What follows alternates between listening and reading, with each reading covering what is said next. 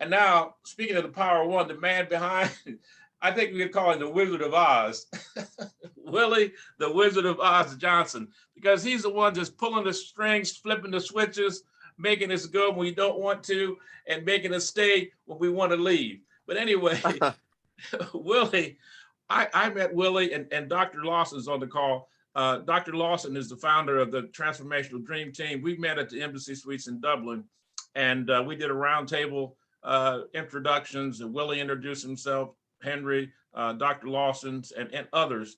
And we were planning to have a dynamic workshop. Again, got knocked out by COVID. But Willie and I, we formed a really good relationship. And it's talking about being a comedian. He always plays the dozens on me all the time, Willie does. He called me up and he said, "Are you asleep?" I said, "Yeah, man, I'm asleep." 3 o'clock in the morning. "Yeah, I'm dead asleep, man." I said, "Are you?" He said, "Yeah, but listen, we got something we got to talk about." But anyway, speaking of talking about, let's hear the man with the plan, and will talk to us. And I took a peek at his presentation. And one thing that he is excellent at is leadership. And needless to say, there's a gentleman that just joined us, Dr. Lawson, and he does an excellent job in that area too. So right now, I'm going to turn it over to Mr. Johnson, who's going to tell us about, introduce us to leadership and the fundamentals of leadership, which what this is all about. Mr. Johnson. Thanks, Arlie, for that introduction. However, right now, what I'd like to do is, since everyone missed their 15-minute break, Arlie, I would like for everybody to go ahead and take that 5 or 10 minutes and come back refreshed. Hey, are you trying to pull rank, man? What can I say? Okay, General Johnson has just issued an order. You are to go to your nearest kitchen or bar. Skip the bar, go to the kitchen, and I want you to come back. Okay, we're going to take a, 10-minute break? 15, what? That'll work. 10? 10-minute will work. Okay, 10-minute, folks. So turn off your microphones. I don't want to hear anyone pouring beer. And now go ahead. Okay, I'm looking forward to hearing your presentation, Willie. Awesome.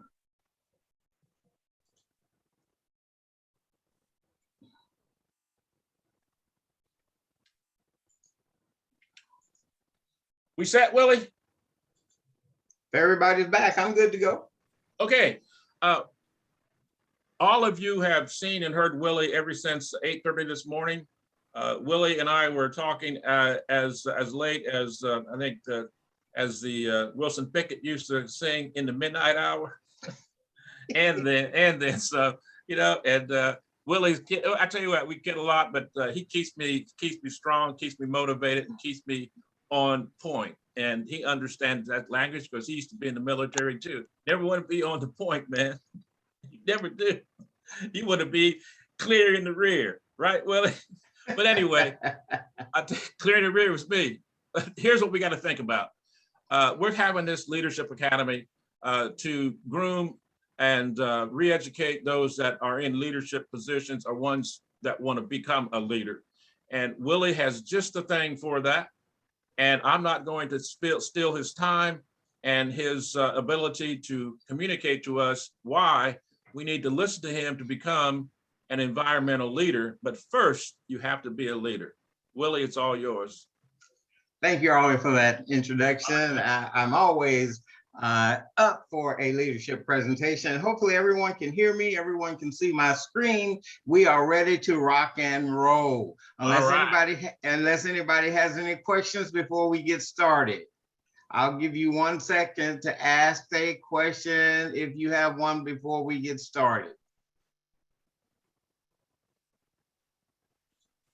Okay, since there's no questions before we get started, let me just tell you that my presentation today is all about Leaders 101. Leaders 101, and it relates to developing the environmental leader. Everything everyone has been talking about today has been around in the environment.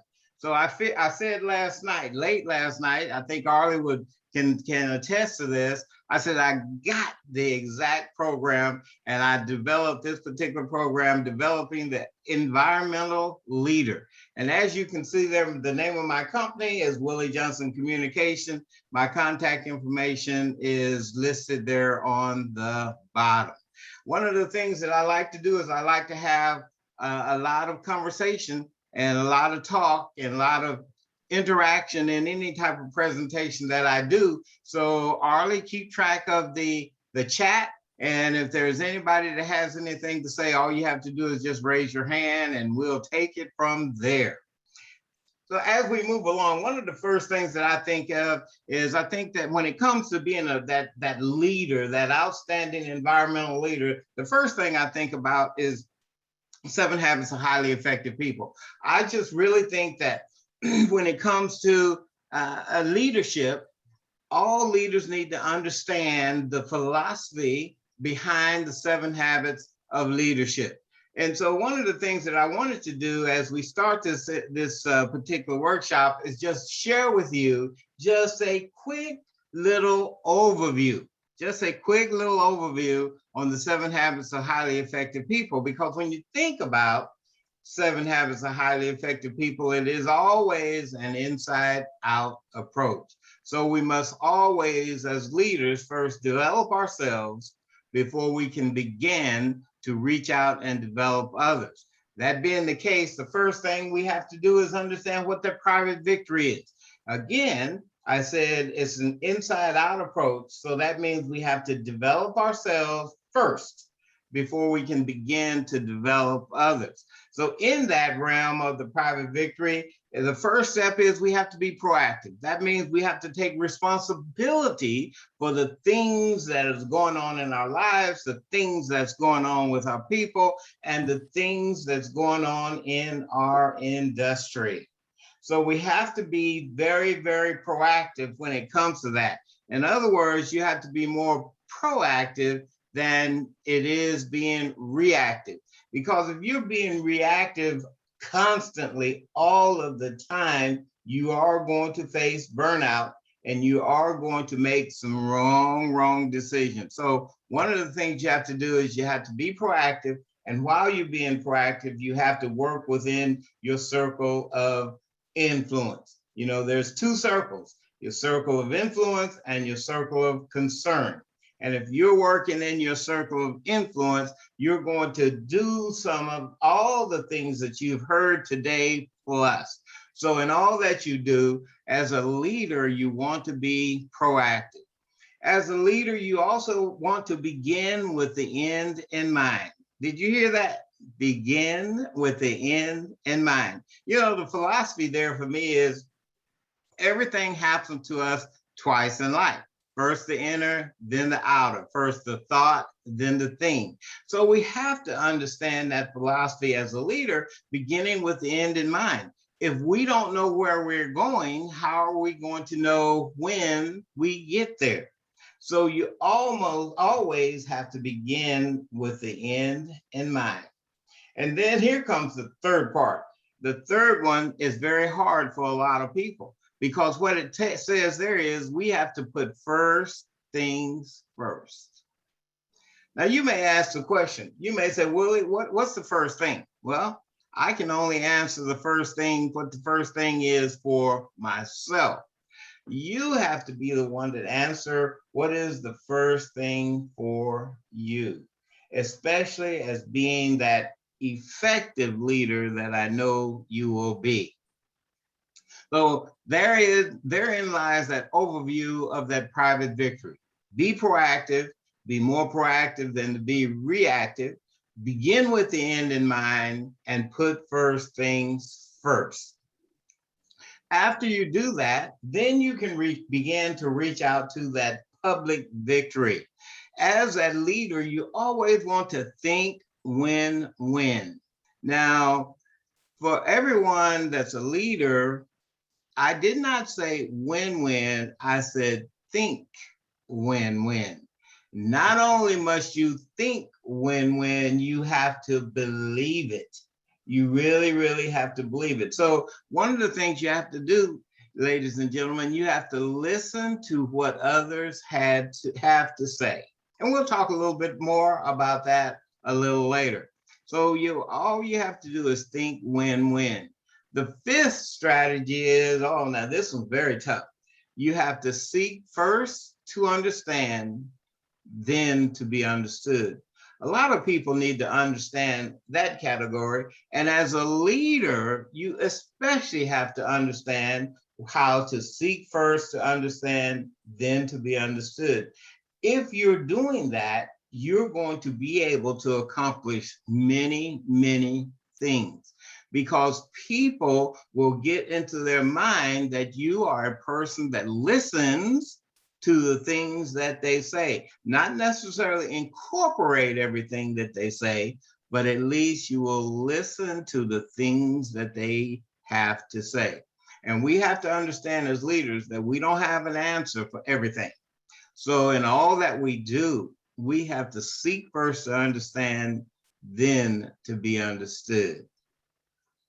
Number 6, we have to synergize, and that's all about bringing the team together. Bringing your team together where everybody is doing their thing. So you want to synergize and bring everything together. I like to call it where we bring the fruit salad together, put all the different fruits in there, and then you have a outstanding salad. So there you have the private victory and the public victory. And last but not least, when it comes to the 7 habits of highly effective leaders, 7 habits of highly effective people, 7 habits of highly effective managers, you can twist it any way you want to. The last thing you have to do is always sharpen the saw. It's all about renewal. What are you doing to renew yourself so that you will be that outstanding leader each and every day that you come to work? Each and every day that you come to work. So one of the things I want to just let you know up front before I get started with my program is to let you know that as an outstanding environmental leader, I challenge you to embrace the 7 habits of highly effective people, where you're being more proactive and less reactive. And in fact, let me just give you an example of what I mean by being proactive versus reactive. You know, I know many of you have been driving down a busy highway and somebody cut you off. The question is, what did you do? What did you do?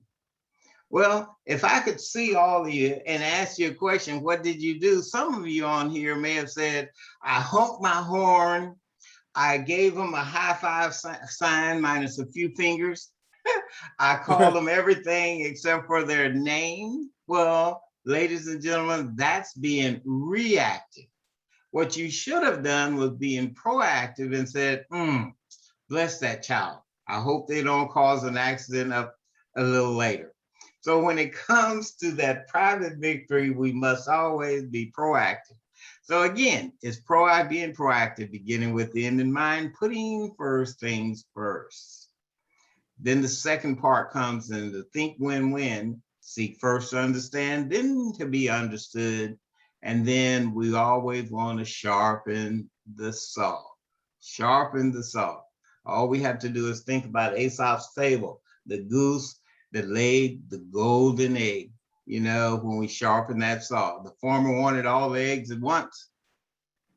And what did he do? He killed the goose. He killed the goose. So what we have to do is we have to sharpen the saw. We have to take care of our production capability. And that production capability, ladies and gentlemen, is ourselves. So, Arlie, is there any questions in the chat?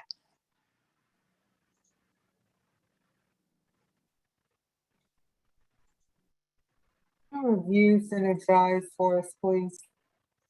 All right, so let me move right on. So let me get right into my presentation here. Hey, Willie. Yes. Excuse me, I got to step away for just 5 minutes. I'll be right back. Okay. So I'm going to actually jump in here, and Arlie called this presentation the Introduction and Fundamentals of Leadership. So again, As I said earlier, you can throw things in the chat, you can raise your hand. I really like I like my programs to be interactive. So when we think about the 7 pillars of leadership, think about the 7 pillars of leadership. Would somebody please unmute themselves and give me 1 pillar of leadership? Anyone, it doesn't matter. What would you consider to be a pillar of leadership? Anybody? Accountability. Accountability. All right, thank you for that. Yes, we as leaders, we have to be accountable for all the things that we do on a daily basis, whether that's our people, whether that's our equipment, anything, we have to be accountability. Thank you for that. Someone else, unmute yourself and give me what you think one of the 7 pillars of leadership is. Compassion. What was that again? Compassion. Compassion. I mean, oh, wow. You have to be compassionate for the people around you, the things that you're doing. If you're not being compassionate, then things is going to get in a downward spiral real quick. All right, let's have a couple more. Someone unmute and tell us, what do you think one of the 7 pillars of leadership is? Being positive. Being positive. I like that. Being positive. I mean, being positive is a whole lot better than not being positive. A positive attitude, ladies and gentlemen, will let you use your ability. And in actuality, in life, that's all you really need. That's true. So in all that you need, you must always develop and maintain that positive mental attitude. That's true. Now, I'm not one that will say with a positive attitude, you can do anything, because I just don't believe that.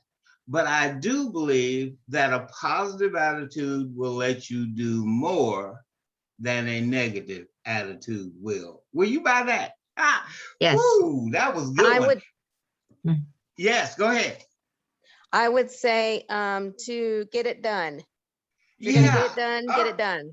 All right, Larry the cable guy says, get her done. And as a leader, we got to get her done. We can't procrastinate all the time. We really, really have to get her done. Let's have 2 more. Can you hear me, Willie? Respectability. What was that? Respectability. Respectability. Respectability. Yeah. Yes. Like I said, I'm going to show you 7 pillars, outstanding pillars. And we have to respect each other. If there's no respect that's going on, you're just going to be out on that island all by yourself. And that's really not where we want to be. We want to be a team. And as a leader, we want to make sure that we have our team, the people on the bus, and that they're in the right seat. All right, one more. Can you hear me, Willie? I can hear you, Robert. Okay. I think it's already been mentioned by you and also someone else, but the motivational aspect of everything that you're talking about, literally having the ability and taking the initiative to get things done. Absolutely. Thank you for that. Thank you for that. I heard somebody say they can barely hear. Can you hear us now?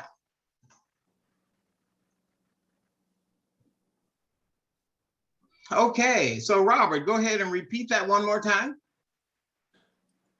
It's the first habit of the 7 habits of highly effective people from a leadership perspective. It's taking the initiative to get things done. That's what a leader actually does.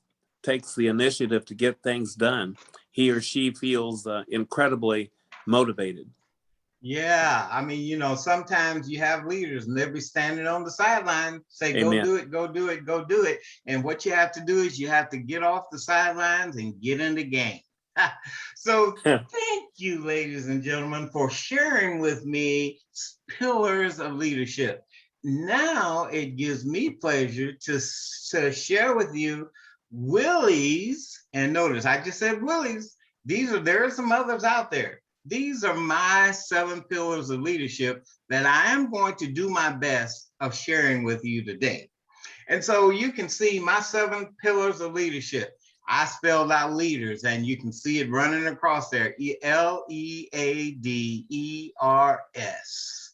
And there's a pillar for each one of them. And the first pillar is lead.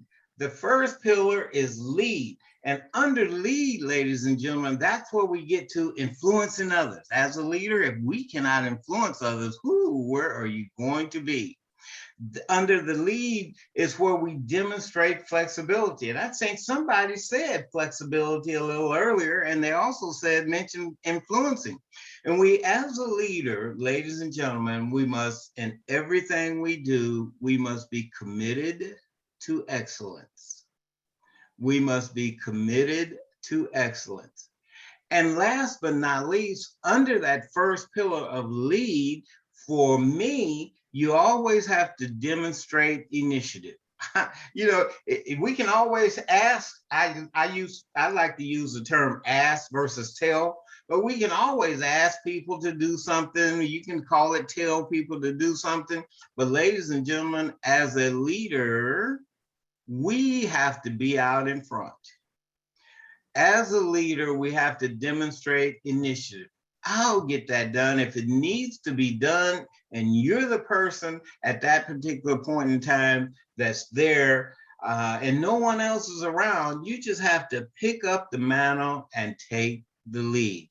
So my first pillar is lead, and I'm going to, before my entire session is over, I'm going to address all of these. I'm going to give you a 30,000 square foot level of these. So my first pillar is lead.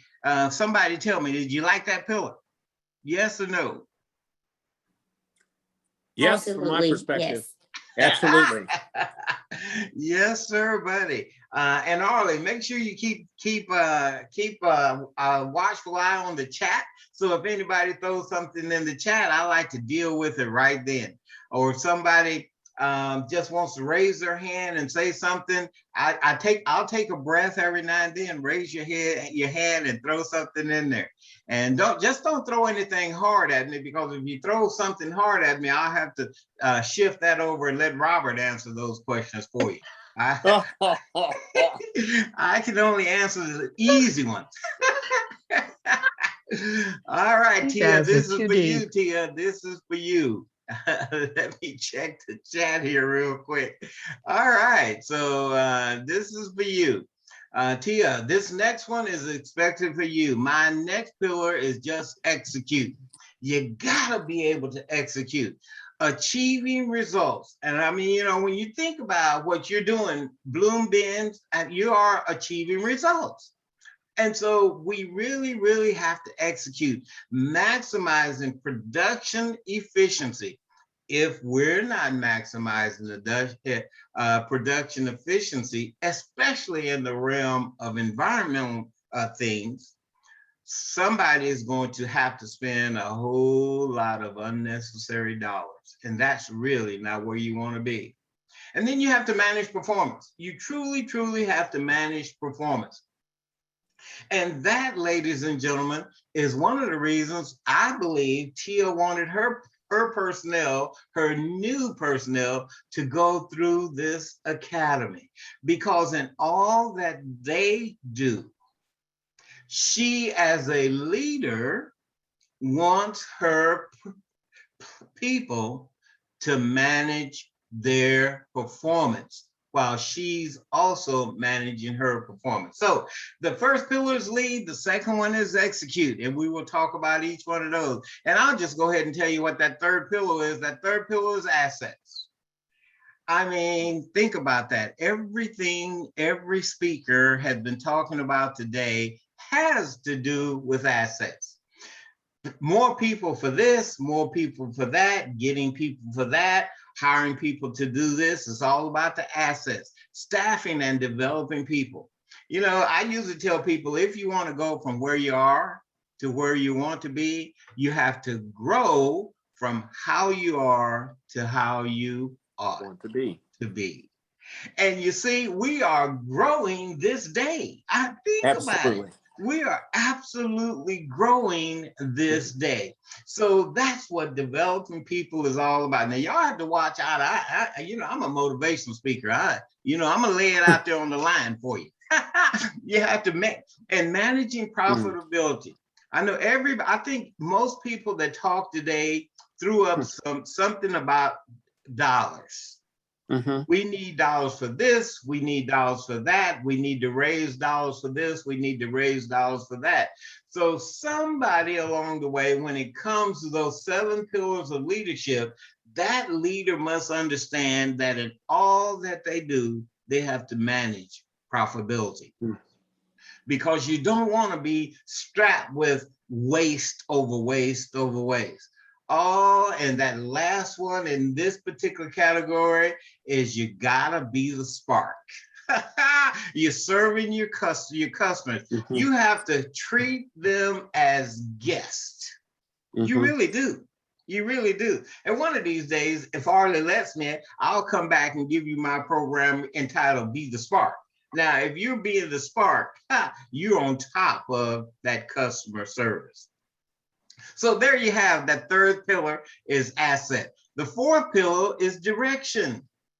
Direction. And see, we've already talked about if you don't know where you're going. So, and like the second habit in 7 habits of highly effective managers and highly effective leaders and highly effective people was what?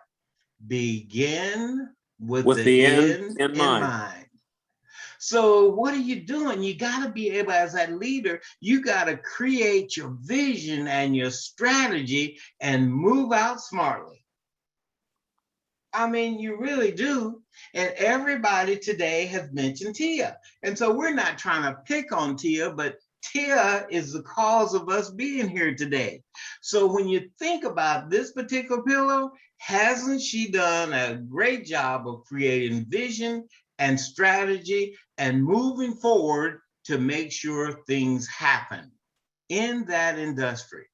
And not only that, look at what that second thing, solving problems. Does Fresh Bloom Green solve a problem? Absolutely. In fact, I wish it was right here in Fayetteville, Arkansas, because that's one service that I would be getting also. And then setting goals. You got to be able to set goals. Everybody was talking about that. We have to go from plastics. We have to do this. We have to do that. We have to do that. So it's all about direction. So you've had my first 4 there, and so, oh, Lord have mercy. Don't get me started with this. So the first 4, lead. Just think about that. As an outstanding leader, you must lead. You must lead in all that you do. And the 5th one, I know somebody wanted to tell me what this 5th one is, but I'm going to tell you anyway. It's ethics. Uh-oh. Did I hit a storm there? It's called ethics. We have to do the right thing as leaders. It's all about accountability. Accountability, ethics, doing the right thing. We have to align our values. The leader has to ensure that values are aligned. And the way we have aligned values, we have to create what we call shared values. Now, if you want to get deeper than that, just let me know and I'll be able to have Robert give you a deeper answer. But I'm just giving you an overview answer right now. Knowing correct, you got to know correct practices. And every presenter today has mentioned to you something about knowing correct practices. That did they not? Yeah. And then that last one, modeling what? Integrity. Integrity. Wow, integrity. That's why one of the things when I see this pillar, as E pillar, it's all about ethics, ethics, ethics, doing the right thing. Now, you may say, Willie, what's the right thing? And I'll turn back and ask you, well, what is the right thing? Doing the right thing. The 6th pillar is relationships. Relationships. We must build relationships. And as a leader, we truly have to build those relationships or nothing's going to happen. Nothing is actually going to happen. I think I said it a little earlier. To build relationships, it starts with us working in our circle of influence.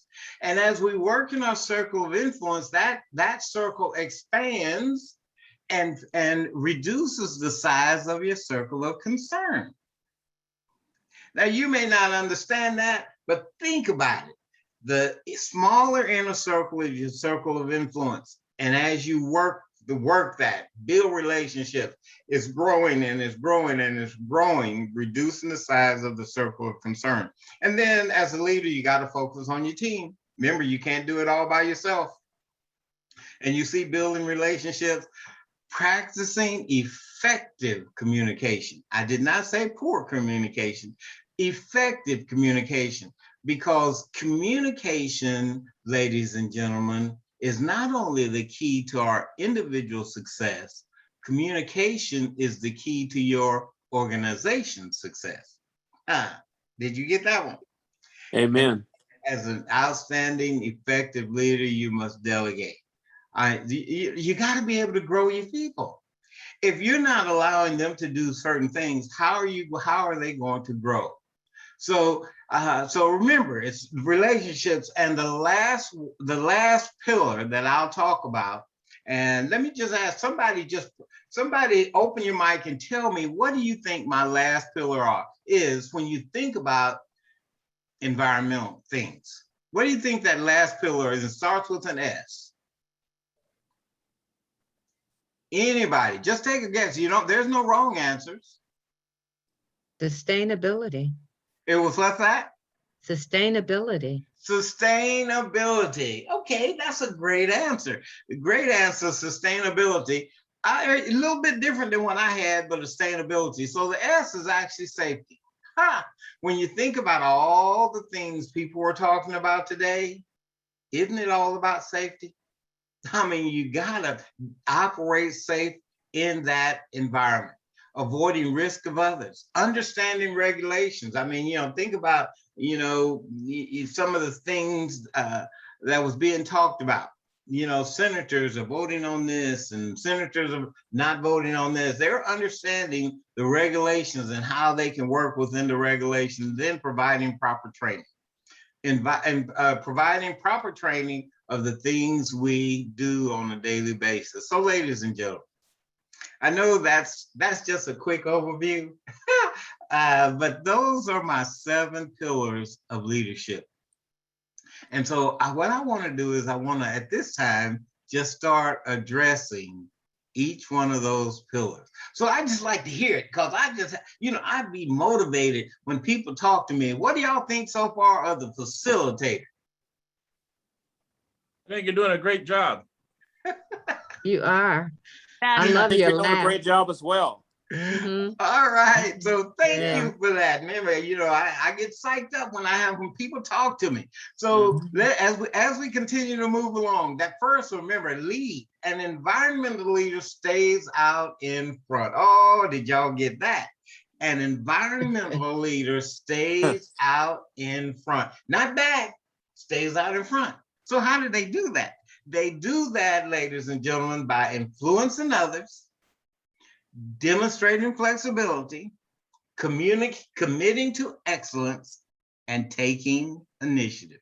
Oh, I know y'all like the way I'm putting this together, and I like it that Arlie asked me to do this presentation. And so Arlie, here it is. The first one is lead, an You're supposed to environmental say leader TI stays is, out not in here front. it is.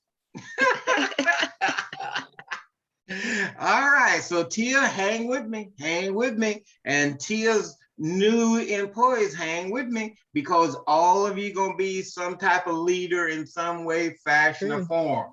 That's You're true. leading something in some way, fashion, or form. So that's what it's all about. We're just talking about leaders.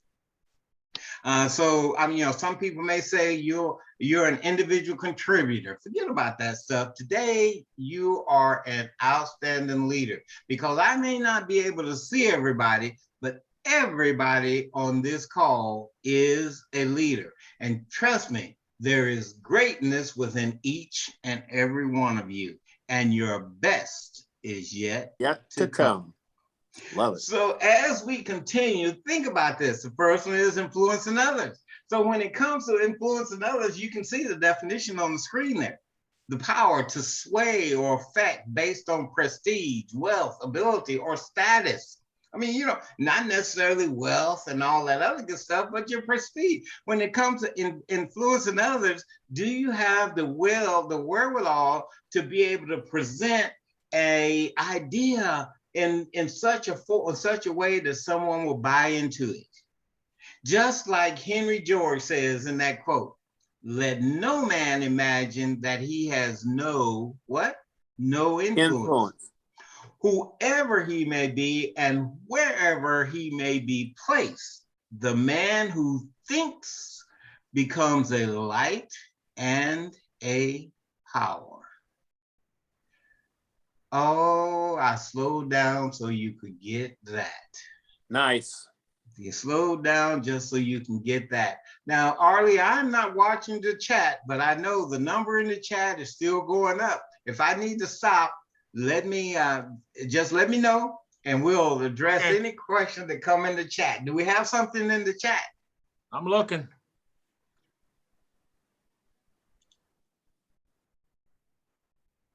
All right. Okay. So as I move right along, like I said, I'm just giving you a 30,000 foot level of this. And, I don't want to mess up because Robert Lawson is on there and say, if I mess up, he's going to talk about me and I can't have that. But No. All right. So let's move right on. Being that environmental leader.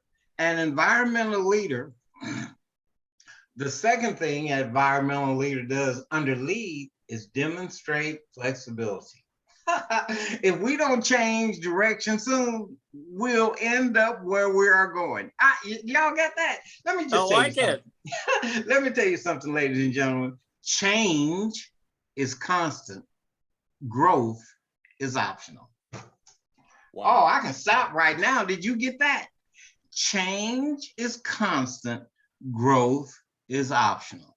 There's been several of our speakers today that have said, in 1984, this is what was going on. In 1990, this is what was going on. In 2015, this is what was going on. And they were telling you at that particular point in time about growth.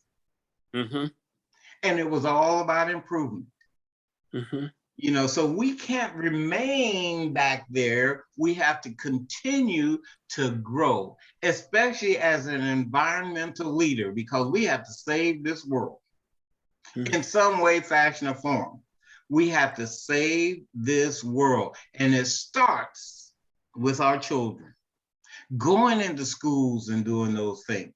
And so when it comes to this second philosophy under the lead pillar of staying out in front, an environmental leader stays out in front by demonstrating flexibility. And I think Irwin Corey's quote is so very, very vital. If we don't change direction soon, we'll end up where we are going. And that really says it all. All right, does anybody have a comment on that one? Anybody have a comment? We're growing today. Absolutely. We're growing today, because of the acquisition of a repetition of prior knowledge and the addition of new knowledge said in a way that it has never been exactly stated before. Absolutely.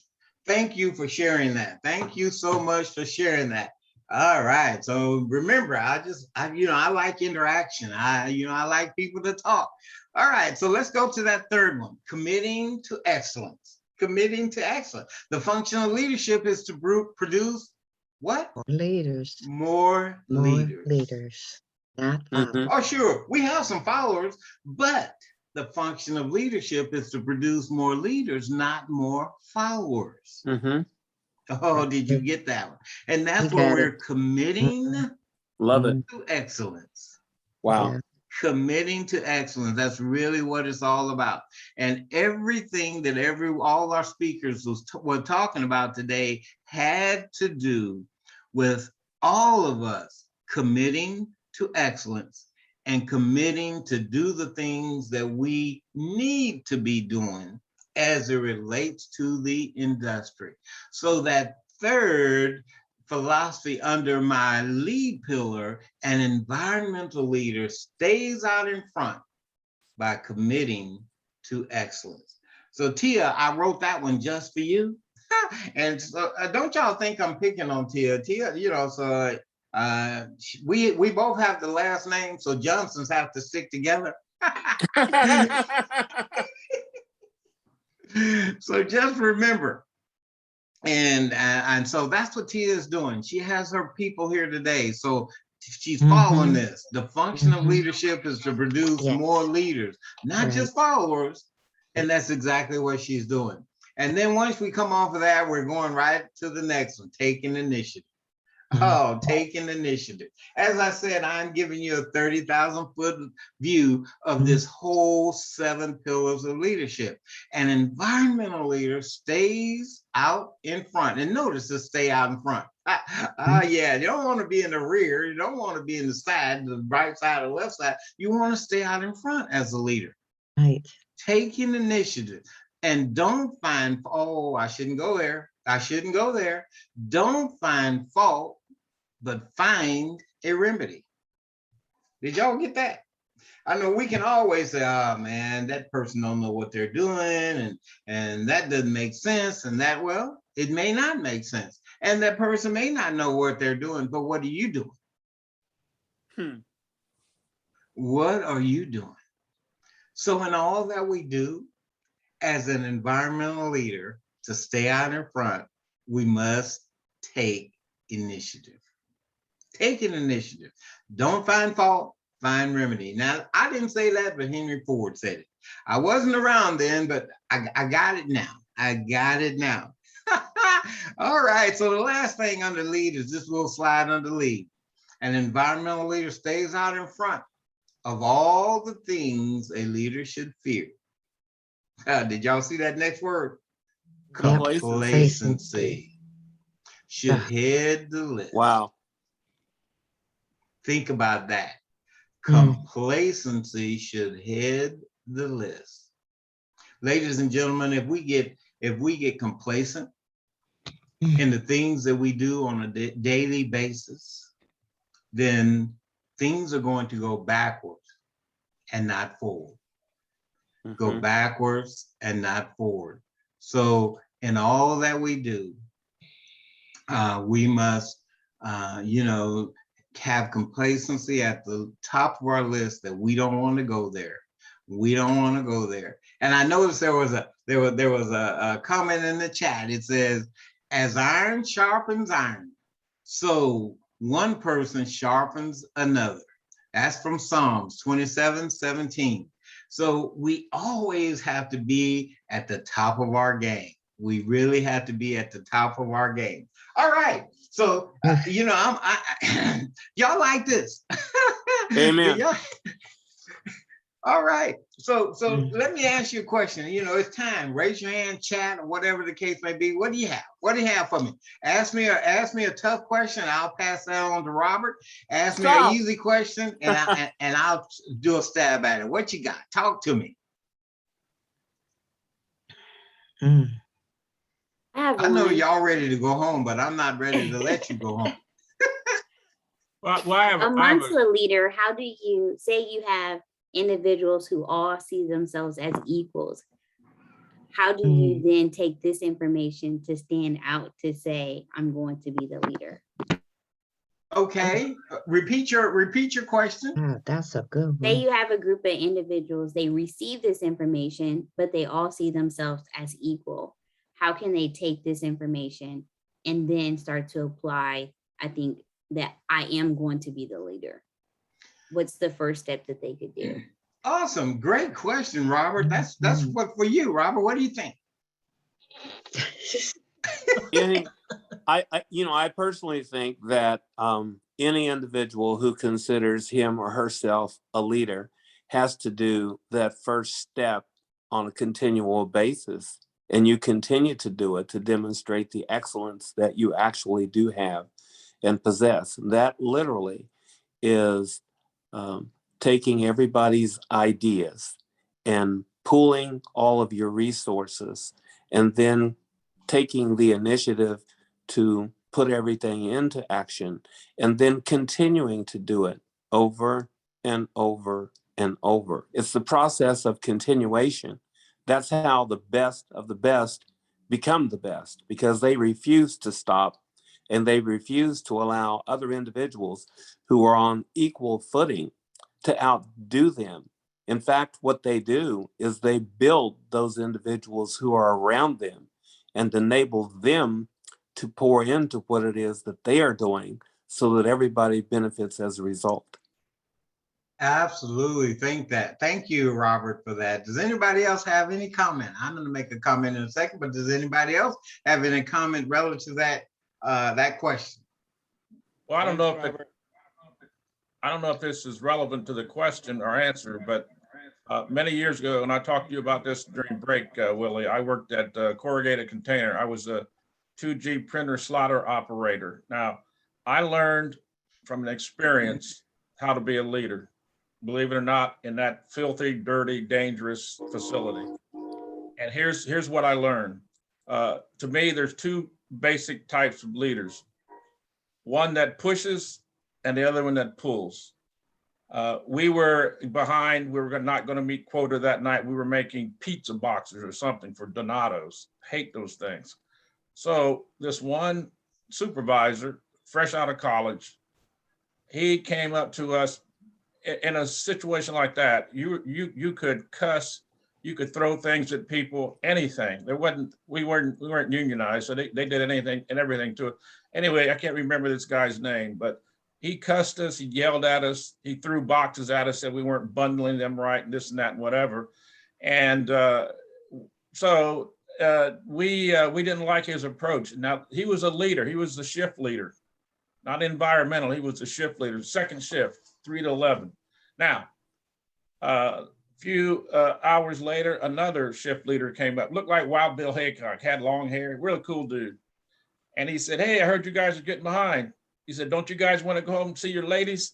He said, let me show you how to get this done. So he started pulling with us.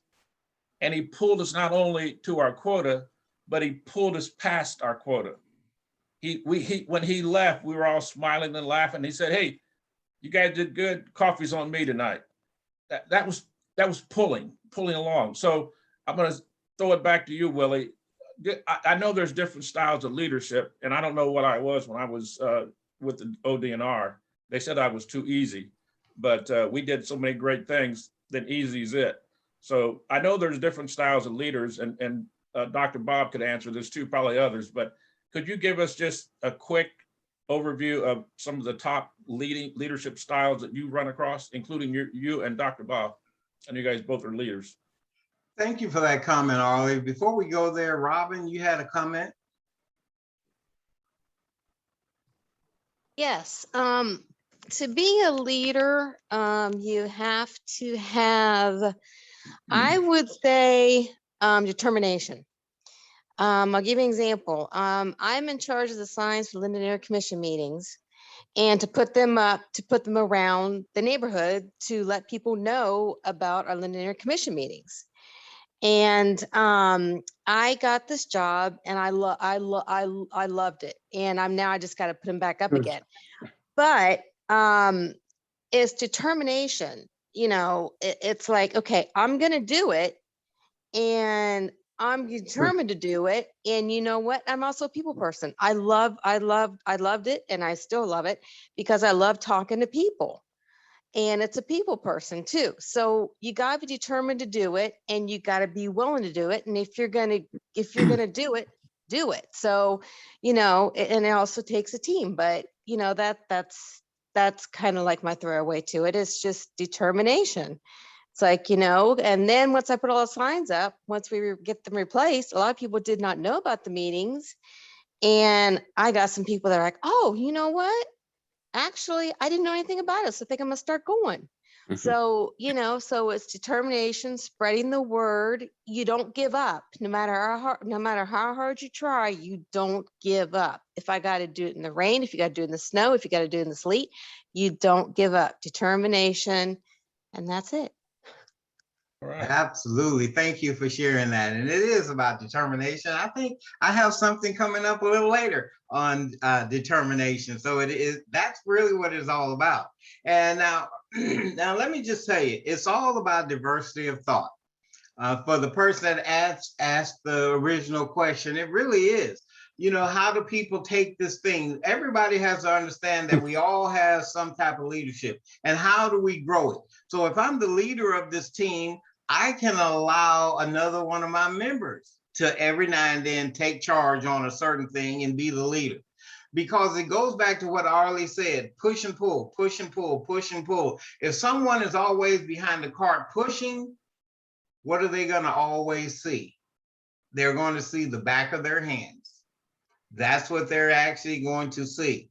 So when it comes to that leadership, I mean, you know, yes, you have to have that leader that's responsible for the whole thing, but that's where you develop other people by delegating them a person to do this, delegating a person to do that. One of the things that I always appreciated when I was in the corporate world, I always appreciated when my boss, and that's what I call my boss, would always invite me to the boardroom to express an idea of something that I've already talked to them about. Because it was a matter of understanding that, hey, I have an employee that can communicate and deliver the information that I want delivered. And I'm going to be sitting right there, but I'm going to give you your opportunity to grow. I'm going to give you your opportunity to shine. Does that make sense? Absolutely. So when we think about that, you know, it's all about the determination goes into that. Yeah. And like I said, I'm going to talk a little bit about determination also. But we grow our folks by allowing them as an effective leader to be responsible for certain things. And if we're allowing that, then everybody is feeling, hey, I'm a leader, and not get strapped with that title called individual contributor, because we hear that term all the time, individual contributor. We really do. And as far as different types of leadership, different types of management styles, they're all over the board. You know, you've heard about democratic leadership, autocratic leadership, and many others. Laissez-faire. Laissez-faire. Laissez-faire is another one. So Yeah. one of the things that I like to always stress when I'm doing a leadership workshop, it's all about the diversity of thought. I don't have all of the answers. So I really have to do what Habit 5 said in the 7 Habits of Highly Effective People. I have to seek first to understand, then to be understood. Willie, can I throw something in there? Yes. All right. Anytime I'm talking about leadership, and I think this might be a perfect segue to just throw this in there, I'm always thinking about the 3 Aristotelian terms, and most individuals are familiar with those, but if not, the ethos is the source of your moral character, your ability to be able to persuade other individuals to go along with what it is that you're doing.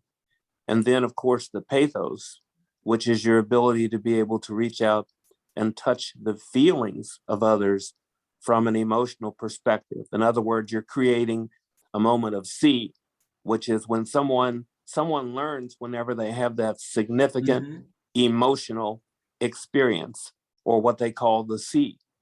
And then last but not least, on equal footing, is the logos. And that's the factual, you know, what are the facts? What is the bottom line?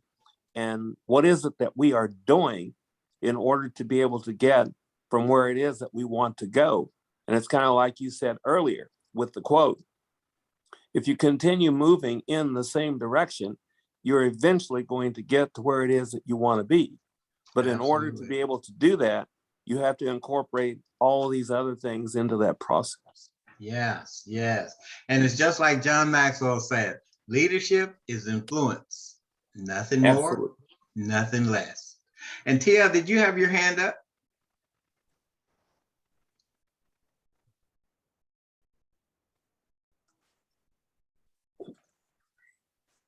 All right, so maybe she'll come back in just a second. So that, ladies and gentlemen, is lead. Just remember, I've just given you one of the pillars. An environmental leader stays out in front. And all of the things that you've heard this day from all of the speakers had something to do with letting us all know, or telling us all, that to get to where we're trying to go, as far as this world is concerned, we must stay out in front. Truly must stay out in front. All right. So I really love that pillar. And again, if you have anything to say, just raise your hand. I'll try to notice it. If not, just throw something at me, as long as it's soft. Or you can throw it in the chat, and and one of us will find it. I know y'all have never heard a facilitator like the Dr. J. That's why if you go to my website, the first thing you'll see is Willie J, America's #1 ambassador of potentiality, because that's what I believe. So as I move right along, the second pillar was execute. Execute, execute, execute. An environmental leader gets what? The job done.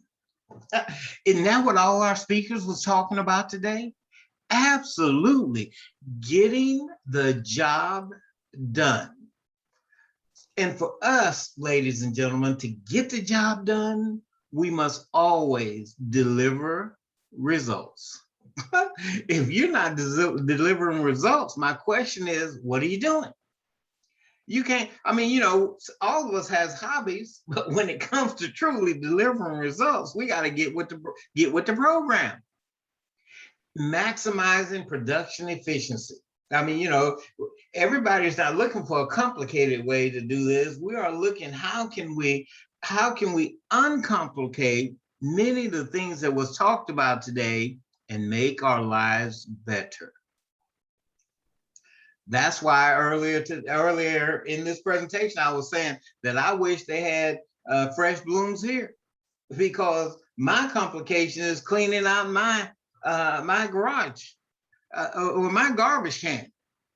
Now, if I had them here, I can solve my problem and make the production efficiency for it to be done. So maximizing production efficiency and then measuring performance. We can work all the time. We can run 100 miles an hour, run. At what time do we stop, ladies and gentlemen, and say, oops, what's working? What's not working? What do we need to change? And all of those things. So those are the 3 things that I will just briefly touch on as it comes to execute. And remember, if anybody has anything, questions or whatever, all you have to do is put them in the chat and we'll go from there. And I see that word determination, and that's really what it's all about. You got to be determined. Oh, you have to be determined to make this stuff work. So when we think about execute, delivering results, this is what I will tell you. Delivering results. And somebody said it earlier on the call. It's like Larry the Cable Guy says, get it done. Somebody has to do it. You got to be able to get it done. So an environmental leader gets the job done. Now, sometimes we don't know how to get it done right off. But we, as an environmental leader, ladies and gentlemen, we got to figure it out. True. We have to figure it out. And when we come to getting the job done, we have to remember, we don't want to be an island by ourselves. That's what we got our team for. It's called diversity of thought. It really is called diversity of thought. Yes. I'd like to add to that. That takes me back to when Durham started its recycling program, and we had to put together 1,000 households for a route for a day, and then get the containers to each and every resident. And so I was out on the truck with the guys too. I didn't make them go by themselves. I went with them. I killed a bunch of tires. Okay. I was riding that big truck. I'd hit that corner, I'd kill a tire, but we got the containers to each and every household. And it was difficult. And you're right, we had to use a lot of team togetherness in order to get the job done, because they finally told me, Abrilla, you don't need to drive the truck. I was like, okay, hey, I believe you on that one. And Yeah. really, it does. You need a team, you need to be out front, you need not be afraid, because even in public housing, when we started a program there, we had some people that would take all the recycling and put it in the trash bin. Mhm. And then somebody had to clean out the trash bin in order to make sure the recycling could go in there. And, there I was cleaning out the bin. So you just have to deliver results and make sure the things get done that need to get done. Yeah, it's like taking a risk. And I didn't say Yes. give away the farm, but we Right. have to, a risk comes as a part of that. We have to think it through, and we can run it by our team. But let me just tell you, when I talk about running things by your team, don't run something by your team and you've already made up your decision on what you want to do. That means that you're just wasting somebody's time, and understand your people will be able to see through that wash. So as Larry the Cable Guy says, we just gotta get her done, because it's all about delivering results. Because we also have to understand is people are watching us. People are watching us, seeing what you're doing. You're claiming you can do this, you're claiming you can do that. But what are you doing? What are you doing? And that's one of the reasons why I was glad to be on our entire program today, because it appears to me, and as I heard everybody speaking, they are delivering results in their area of concern, but they are delivering results. So the first item under execute is delivering results. And the second one is an environmental leader gets the job done. How? By maximizing production efficiency. Now, let me just read this for you. Execution is not complete unless it contains clear decision about who is to do what, who is to be accountable for what and to whom, what is the time frame, what is the deadline, and again, what are the expected results? And then it has to be spelled out clearly whose responsibilities these are. Peter Drucker, that's a long time, but we got to go there. You got to have that leader. We have to make sure those people are on the bus, and we have to make sure they're in the right seat. And they have to understand what is the vision. As that leader, I'm sitting up there saying, this is the vision, this is my mission, but the people don't know what that is. So you have to have a shared value, shared vision, and move out smartly. That is the way you're going to maximize production efficiency. Oh, did y'all like that one, Arlie? All right, so as we move along, there was 3 in this category, and the 4th one is measuring performance. Ladies and gentlemen, let me just say, in companies that don't execute well, there isn't a lot of truth selling. What does that mean to somebody? Just tell me, what do I purposely slowed down and read that one little bullet. In companies that don't execute well, there isn't a lot of truth selling. They're just talking. Really, they're just talking. They're throwing out numbers that sound good, that looks good on paper. They're just talking. But check this out. In execution-based companies, facing reality makes all the difference. If it ain't working, ladies and gentlemen, it ain't working. I'm just being down to earth. If it ain't working, it ain't working. And what are we going to do as that environmental leader to get it turned around? What are we going to do to get it turned around? So we always have to, we do our thing. We do our thing on a daily, weekly, monthly basis. That sometimes we just have to slow down and measure performance. How are we doing? How are we doing? So it's those things that we have to do. Let me back up here one quick slide right here. Maximizing proficiency. Remember, execution is not complete unless it contains clear decision and who is to do what. And that's what that outstanding, exceptional leader determines. Who's going to do what? By when? What's the deadline? The time frame? People, your team is walking around and say, oh yeah, we'll get that done someday. Well, we'll get that done someday. But at some given point in time, somebody has to let them know. All right. And then the last thing we're talking about is measuring performance. And so therein lies my execute. And the last thing that I will say on execute is simply this. If you have built castles in the air, your work need not be lost. That is where they should be. Now put the foundations under them.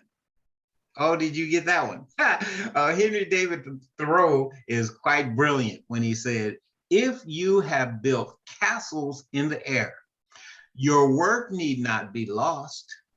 That is where they should be. Now put the foundations under them. Ladies and gentlemen, all this day and all the tomorrow, someone is laying and building the foundation. Someone is laying or building the foundation. All we have to do as leaders and as individual contributors, if you want to consider that, is embrace the concept. Embrace. We have to embrace the concepts and the comments to build that foundation. So hey, listen, I know this is late, but Audrey totaled her car, and she has to take her enterprise car back. It's on Cherry Bottom Road right there off of Morse Road. And is there any way you could pick me up there? Because she can't drive. Okay, it'll be at about, if you can just, let's say about 10 after 5 would be good, because I'm gonna, it's 4. Yeah. Hey, Arlie, we can hear you. All right, I can leave now if you have to do it now. It's Enterprise. Yes, on Cherry Bottom. If you get off Morse Road exit off of 270 and head east, and yeah, go east. There's a car meet on the left, and it's in a little shopping area. Okay, well, just give me about 10 minutes because I'm on a Zoom thing here, and then in about 10 minutes I'm gonna take off, and I'll just meet you there. Yeah, around 5. Yeah. Okay, good. All right. Thanks, appreciate it. Hey, Arlie, we can hear you. Sorry. All right. We'll let you slide on this one, but if it happens again, we're gonna have to give you a demerit. I forgot. I have I got to take my wife's car back to Enterprise because she totaled her car about 3 weeks ago, or someone hit her. So I'm sorry. I forgot to do my microphone. Sorry. I'm all right. sorry. So execute. The last thing we'll talk about execute. We'll move on. And I'm sorry, ladies and gentlemen. It's like you said. If you have built castles in the air, your work need not be lost. That is where they should be. Now put the foundations under them. I didn't say that, but Henry David Thoreau said that. All right. So as we continue to move on, let me continue to move on. I'm checking my time over here, and Robert is giving me the eye, and what can I say? Yeah, like I said earlier, I can't mess up. I can't mess up because I know he's here to evaluate me, but I have to get a good report from here. Quit joking. This is solid information, man, and you know it. All right. So we got LEAD. So the assets, an environmental leader protects and grows the company. They really do. When it comes to doing that, there's three things: developing people, managing profitability, and serving customers. So I'm gonna go through this real quick. When it comes to developing people, so how do you hire the best of the best? Anybody, just give me one or two ways. How do you hire the best of the best?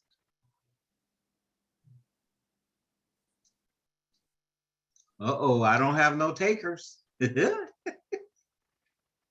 Well, don't you start first by basically going through an interviewing process and asking probing questions, something that relates back to their personality. Like if you apply for a job at Amazon, they have all these trick questions about honesty. And if you mess up and say, hey, if I saw a fellow employee steal something, I wouldn't turn them in because it's none of my business. They won't hire you. So the first step is interviewing. And then, to me anyway, as far as finding the best person for the job. And then, sometimes I just go by gut, does this person fit in? Does he fit into our structure? Is he coming in here or she's coming in here, kind of loosey-goosey? Their speech isn't correct. So you have to put together your standards for hiring. And it could be a multitude of things. Could be your dress.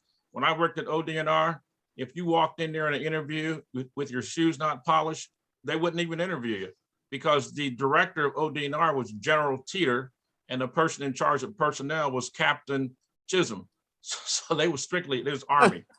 And so that was like one of the criteria. It's just how you dress, how you look, and how you react to the interview questions. Some people clam up, they get nervous and scared. And, one of the things that eliminates a lot of people, they ask the question, what can you do for me? The potential employee asking the employer. Well, it's not that. You should flip that. What can you do? That thing with John F. Kennedy said, ask not what you can do for your country, but what your country can do for you, or whatever. Maybe I got that turned around too. But that's what I do anyway. Well, yeah. I'm not saying that's bad. That's a good point of view. One of the things that I tell people today, leaders today, you have to get beyond hiring like you. Because see, if you hire everybody like you, then you're going to get the same old thing. So what we have to do is we have to understand diversity, inclusion. Yeah. Diversity and inclusion. Mm-hmm. We have to understand that we need to complement our team with diversity so that we have diversity of thought. And not necessarily always hire like me. Remember, I said earlier, we have to, as leaders, we have to make sure that we get people on the bus, but we also have to make sure they're in the right seat. And so we don't want people on the bus just to fill a seat. They have to be compatible with our team in some way, fashion, or form.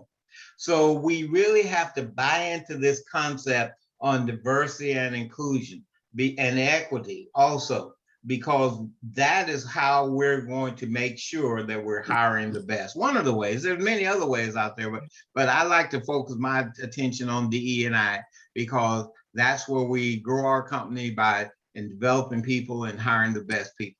Robert, were you going to say something? Well, I mean, everybody is partially correct, particularly whenever it comes to diversity. You've actually expanded the definition of diversity literally by talking about diversity of thought. And that's going to be powerful in contributing to what it is that you want. Arlie also, because he's mentioning the standards of the job. What is it, that you're actually looking for an individual to be able to do? What is it that you want to have done? Then after you determine that, you're going to look at those individuals who come in with the qualifications, with the skill sets that you need to be able to perform that job. And then the other thing is individuals on a committee are going to decide collectively whether or not that individual is going to be a good fit. Awesome. Thank you for those comments. Excuse me. Thank you for those comments. Great comments, great take. There's different beliefs, aspects around that, but that is an important question. How do we hire the best of the best? You know, we have to give that some thought. The second thing that we have to do in managing profitability is just what you see on the screen. We have to make it a point not to be one of them. Stay on top of your assets and profitability and keep a constant pulse on your customers. If you don't have any customers, nothing's going to happen. There is an enormous number of managers who have retired on the job. Earlier, we were talking about complacency. And so we don't want to go there. Those people that have retired on the job have become complacent. It's just a paycheck, and you don't want to go there. And then the last thing on the assets is serving customers. You want to be the spark. You really, really want to be the spark, serving both internal and external customers. The purpose of a business is to create a customer. Did y'all get that? I mean, you know, this is nothing new. The purpose of a business is to create a customer. So when it comes to assets, just remember, be a yardstick of quality. Some people aren't used to an environment where excellence is expected. In our environment and in your environment, as that environmental leader growing the company, just be in a position where excellence is expected. Not only out of yourself, but the people around you as well. All right, so let me check up here real quick in the chat and see if I had a question. Okay, all right. Okay, didn't necessarily have a question there, but I want to move right on. I know y'all liking this. The direction. Oh, you know, I can go all, how many of y'all know I love what I do? Yeah, I really love what I do. So don't get me started. I love what I do. And I love sharing. But direction, an environmental leader has purpose and knows where we are going. Remember, we talked a little bit about that earlier. Now, how do you do that? I don't need to focus a lot of attention on these 3 bullets because we've already done that already. Now, they know where they're going by creating a vision and a strategy. Ladies and gentlemen, a vision and strategy are 2 different things. Vision, mission, and strategy. Even your vision and mission is different. So you got to create that compelling vision so people can buy into that. Not only your clients and customers buy into that, your people got to buy into that. Your leader has to buy into that. So an environmental leader has purpose and knows where we are going by creating a vision and a strategy, setting goals. Everybody talks about those SMART goals. I don't necessarily talk about them because everybody else has talked about SOLVE goals and solving problems. The reason that they come to you is not about all the stuff you can say in 30 seconds or a minute or whatever the case may be. They come to you because they got a problem that they need solved. And the question is, what problem are you going to solve? And I know we've been talking about and picking on Tia today because this is Pick on Tia Day, but with Flesh Blooms, did she come up with a problem that needed to be solved? Absolutely. Absolutely. All right. So as I continue on. Jared's not going to still go. I'm just going to tell you. Arlie. They went over because one of the persons, what can I do? Andrea, she went on and on and on. Arlie. And, we were ahead of schedule. Then she took like 15, 20 minutes too longer. And I thought by the time, I said, well, we won't have a break, which we didn't. And anyway, so yeah, we should go and get it done because 11:59. I'm trying to find out if I can find a mute thing here. Yeah, that ends that. Hey, Arlie.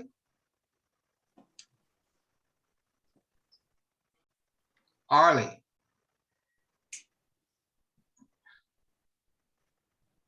Okay.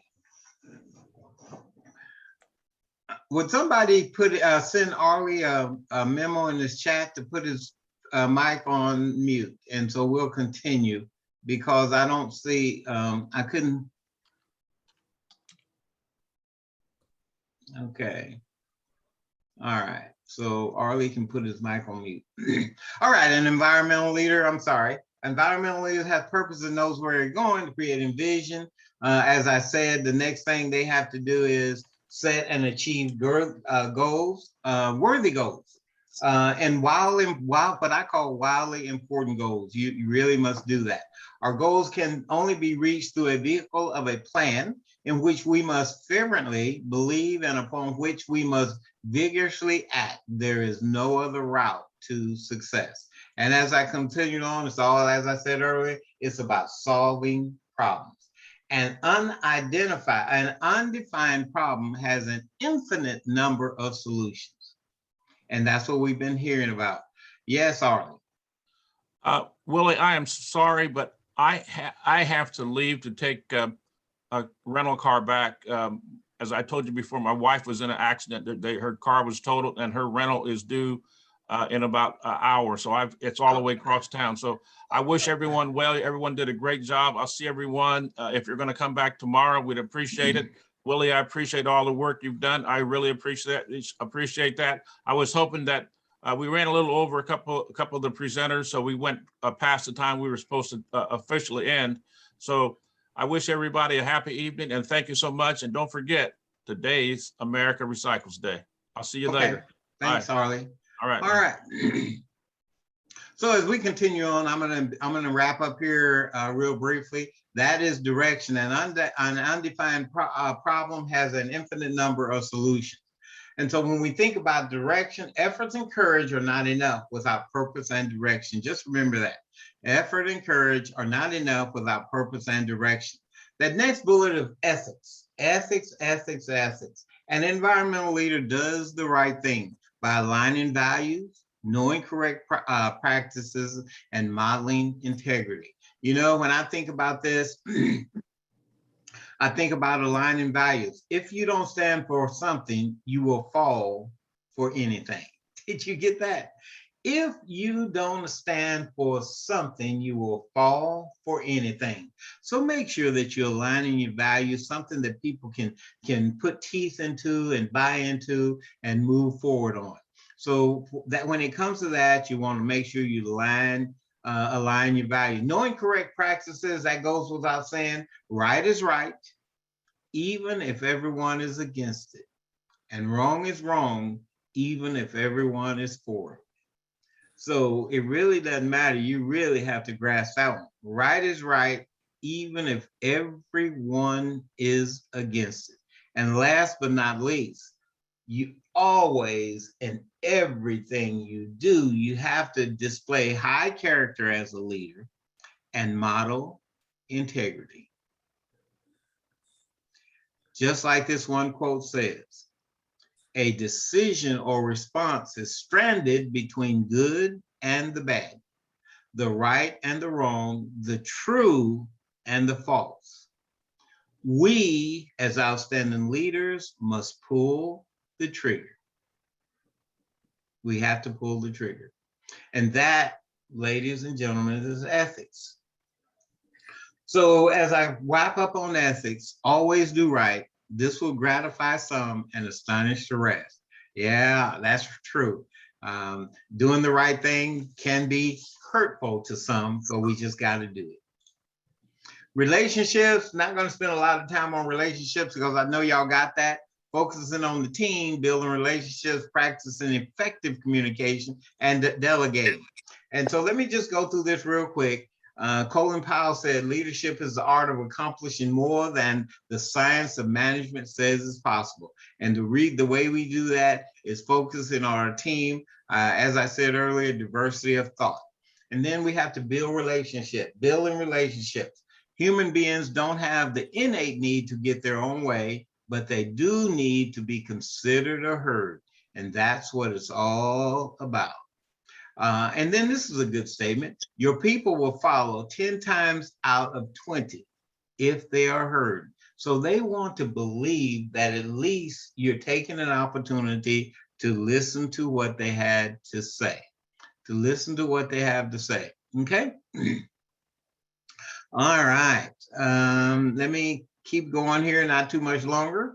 Let's see what time it is. Oh, I got a few more minutes. And then practicing effective communication. The only thing that I will tell you there is, and I know we got some educators on here, so let me just read the statement by John Maxwell. Educators take something simple and make it complicated. Communicators take something complicated and make it simple. Enough said. I am not going there because my friend is an educator. But just remember, communicators take something complicated and make it simple. We have to make it so people understand exactly where we are. And then, like I said, no man will ever make a great leader who wants to do it himself or get all the credit for doing that. So when we think about leadership and the pillars of leadership, relationships is what it's all about. We may only control 50% of our relationship, of a relationship, but we influence 100% of it. Okay. And the last thing I am going to talk about this afternoon, because like I said, you know, I wanted to give you that 30,000 foot level overview. And the last three things that we're actually going to talk about is simply this: safety, safety, safety. In all that we do. As an outstanding environmental leader, we must protect others. We do. We have to protect others, avoiding risk of others, understanding regulations, and providing proper training. And with that being said, as it relates to avoiding risks, a leader establishes practices that don't put others at risk. And the last thing that you see on that statement by Winston Churchill, the price of greatness is responsibility. And I know I said it earlier, you know, as a leader, we are responsible. We have to be able to embrace that concept that we are responsible, regardless of who's doing the talking or who's doing this or who's doing that.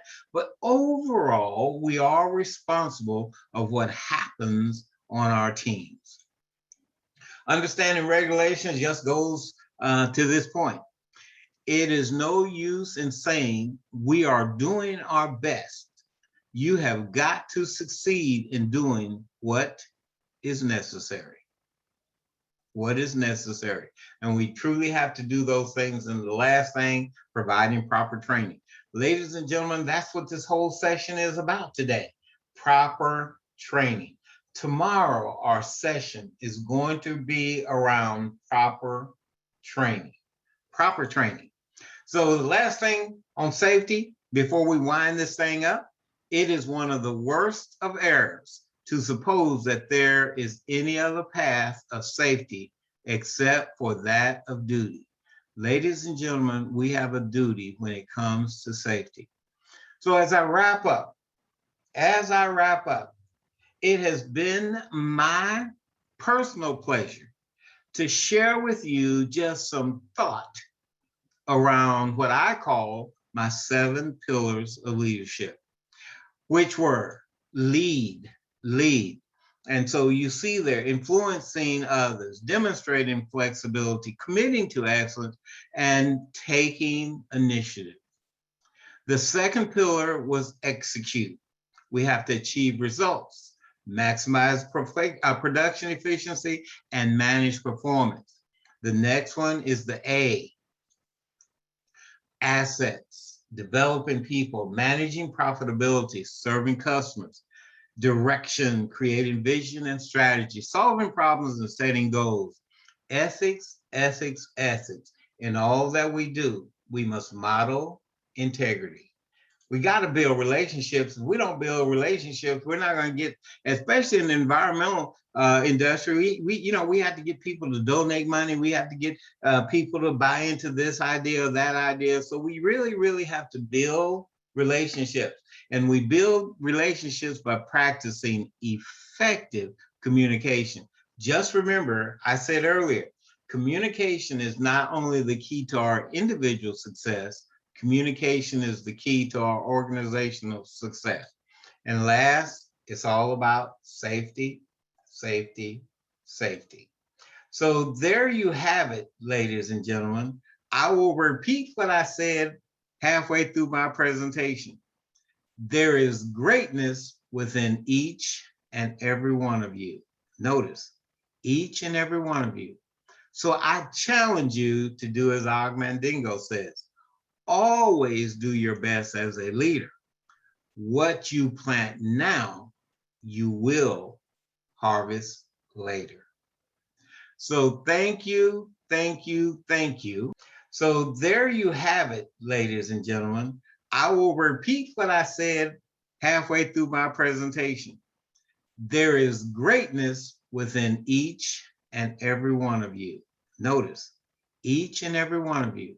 So I challenge you to do as Og Mandingo says, always do your best as a leader. What you plant now, you will harvest later. So thank you, thank you, thank you. And if anybody has any questions or comments, I will take those now. Do we have anybody with any questions or comments? Did you like what you heard? Can you utilize what you heard? Maybe Arlie may invite me back to another summit. So for the next few minutes, if anybody has any comments, questions, the floor is yours.